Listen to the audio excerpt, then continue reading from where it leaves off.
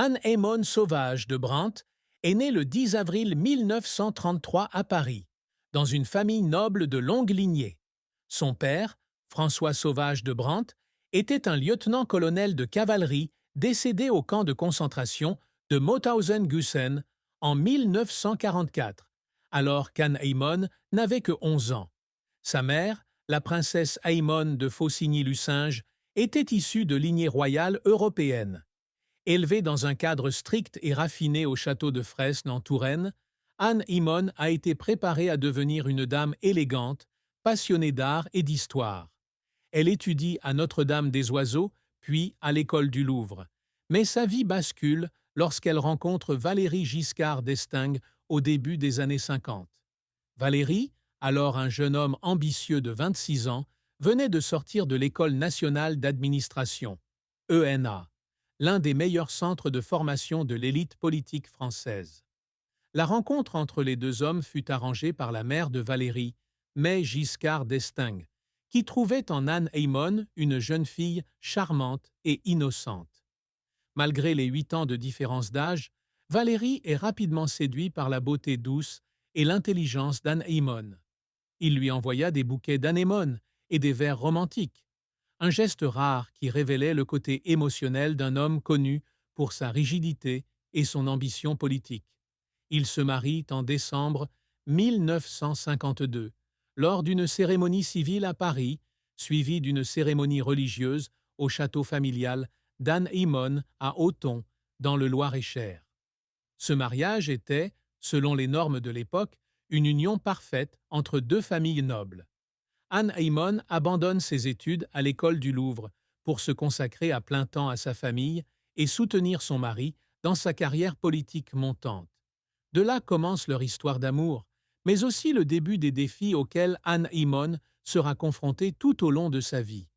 Pendant des décennies, Anne Aymon et Valéry Giscard d'Estaing ont été considérés par le public comme un couple exemplaire, représentant l'élégance et la tradition de l'aristocratie française.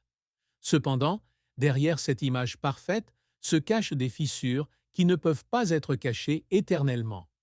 Dans une rare interview accordée au Figaro Magazine en 2024, Anne Aymon s'est confiée pour la première fois sur les difficultés de son mariage, admettant avoir vécu des moments très douloureux à cause du comportement de son mari. C'était la première fois qu'elle parlait publiquement de l'infidélité de Valéry, un sujet qui avait fait l'objet de rumeurs dans la haute société française et dans la presse. Valéry Giscard d'Estaing, bien qu'homme politique et réformateur talentueux, était connu comme un charmeur. Les médias ont spéculé sur ses relations extra-conjugales avec de nombreuses femmes, des actrices célèbres aux personnalités royales. L'un des scandales les plus notables a eu lieu en 1974, lorsqu'il a été surpris en train de quitter l'appartement d'une journaliste tôt le matin, quelques mois seulement après être devenu président. De telles histoires, bien que jamais confirmées officiellement, laissaient Anne Aymon souffrir en silence. Dans le livre de Christine Clerc, Tigres et tigresses, un confident de la famille révèle qu'Anne Aymon se sentait traitée par Valéry comme une collaboratrice dévouée plutôt que comme une épouse aimée. Elle a participé de tout son cœur à la campagne électorale de son mari, allant même jusqu'à coller des affiches dans la neige en Auvergne. Mais en retour, elle a rarement reçu de sa part reconnaissance ou éloge. « Il ne m'a jamais dit que j'étais belle », confiait-elle amèrement à un journaliste de Madame Figaro dans les années 70. C'était l'un des rares moments où Anne Aymon révélait sa vulnérabilité en public. Elle choisit néanmoins de rester auprès de Valéry, non seulement par amour, mais aussi par responsabilité envers ses 4 enfants. Valéry Anne, Henri, Louis et Jacinthe, ainsi que par l'image familiale qu'elle voulait protéger. Leur mariage, qui a duré 68 ans jusqu'au décès de Valéry en 2020, a été un témoignage de la patience et de la loyauté d'Anne Aymon, mais aussi une source de profonde tristesse qu'elle a portée avec elle toute sa vie. Interrogée sur la plus grande tristesse de sa vie, Anne Aymon n'a pas hésité à évoquer les années douloureuses de son mariage. Dans une interview touchante sur TV5 Monde en 2022, elle déclarait « J'ai appris à vivre avec la douleur sans la laisser me détruire. Mais ce qui me rend le plus triste, c'est le sentiment de ne pas être appréciée en tant que femme, en tant qu'épouse. Cette confession met en lumière une facette peu connue d'Anna Imon, une femme forte mais vulnérable. Sa tristesse ne venait pas seulement de l'infidélité de Valérie, mais aussi du sentiment d'être négligée dans son rôle de première dame. Dans une conversation avec Paris Match en 2018, elle confiait « Quand on parle des premières dames, on a l'impression qu'on m'oublie. Ça me fait un peu mal. » Malgré ses contributions importantes à la redéfinition du rôle de première dame, de la Fondation pour l'enfance en 1977 à son rôle de première épouse de président, a prononcé un message télévisé du Nouvel An. Anne Heyman a toujours eu le sentiment que son travail n'était pas pleinement reconnu. Une autre douleur qu'elle porte est la perte d'être chère. La mort de son père au camp de concentration de Mauthausen, alors qu'elle était jeune, a laissé une blessure qui n'a jamais guéri. Plus tard, en 2018, elle a subi un autre choc lorsque sa plus jeune fille Jacinthe est décédée d'un cancer à l'âge de 57 ans. Ces pertes, combinées à des difficultés conjugales, ont laissé Anne Heyman confrontée à des périodes de profonde solitude et de deuil. La vie d'Anne Heyman Giscard d'Estaing fut un voyage rempli de défis, des difficultés personnelles aux pressions de son rôle public. Bien qu'elle ne soit pas une personnalité politique, elle a dû faire face à d'énormes attentes aux côtés de l'un des dirigeants les plus puissants de France.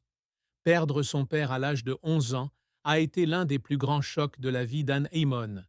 Cet événement a non seulement laissé un vide émotionnel, mais a également profondément affecté la façon dont elle percevait les responsabilités familiales. Ayant grandi dans un environnement aristocratique strict, on lui a appris à toujours maintenir son image et à ne jamais révéler ses émotions personnelles en public. Cela l'a aidé à surmonter les difficultés de son mariage, mais lui a également permis de réprimer beaucoup de douleurs. Un autre défi était d'élever 4 enfants, alors que Valérie était souvent loin de la maison en raison de son travail politique. Anne Heyman a décidé de ne pas déménager à l'Élysée, en partie parce qu'elle voulait que ses enfants aient une vie normale, loin du protocole rigide du palais. Cependant, cela signifie qu'elle doit assumer seule la plupart des responsabilités familiales, depuis l'accompagnement de ses enfants à l'école jusqu'à leur permettre de surmonter la pression d'être l'enfant d'un président. Lorsque Valéry Giscard d'Estaing devient président en 1974, Anne Heyman se met à contre-cœur sous les feux de la rampe. De nature timide et peu friande d'attention, elle a dû apprendre à s'adapter au rôle de première dame, une position qui, à l'époque, n'était pas clairement définie en France.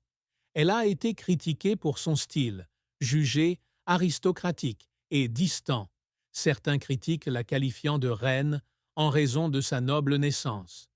L'un des moments les plus difficiles de son mandat fut son discours télévisé du Nouvel An, le 31 décembre 1975. C'était la première fois qu'une première dame française accomplissait ce rituel, mais au lieu d'être félicitée, elle fut ridiculisée pour son style rigide et sa voix tremblante. « Je n'étais pas préparée et j'étais très nerveuse », se souvient-elle dans une interview accordée à Europe en 2024. C'est un moment que je ne veux plus jamais revivre. Pourtant, Anne Heyman a laissé sa marque en tant que première dame. Elle a fondé la Fondation pour l'enfance, une organisation à but non lucratif axée sur la protection des enfants maltraités, et a passé des années à collecter des fonds et à sensibiliser le public à ce problème. Cependant, ses efforts ont souvent été éclipsés par la renommée de son mari et les scandales qui l'entourent. Après la défaite de Valérie aux élections de 1981, Anne Heyman continue de faire face à de nouvelles difficultés. La famille Giscard d'Estaing a dû s'adapter à la perte de pouvoir et d'attention, tandis que Valérie a traversé des périodes de dépression suite à sa défaite. Anne Heyman, avec sa patience caractéristique, était là pour l'encourager et l'aider à traverser la crise. Elle a cependant dû faire face à des rumeurs sur les liaisons de Valérie, qui n'ont pas cessé après son départ de ses fonctions. En 2018, la mort de sa fille Jacinthe a été un coup dévastateur pour Anne Heyman, alors âgée de 85 ans. Jacinthe était l'enfant dont elle était particulièrement proche, et cette perte l'a plongée dans un état de deuil prolongé. 2 ans plus tard, en 2020, elle a dû faire face à la douleur de perdre à nouveau son mari lorsque Valérie est décédée des suites de complications liées à la COVID-19. Malgré des décennies de difficultés, ces pertes successives lui ont laissé des blessures qui ne pouvaient pas guérir. Dieu kien, anaimon kam thai buon hat, nhu ba tung chia se, la kam giash rang min jahi sin quan hiun hung kong, nhan juok sutran trong sung jang. Trong mot kwok phong van voi gala vao nam, haing hin kong tram, hey moi hey, ba noi. Toi ja dan ka kwok joy, je hotro chong va nuoi day kon kai. Nhong joy ki toi tu hoi liu, min ko tuk su song cho ban than hay kong. Loi thun han nai ko, thay mot hia kan sau sak kwa ane aimone. Mot nguoi pu nubi ket giwa trachn hiem gia jin, ki vong sha hoi va an hong.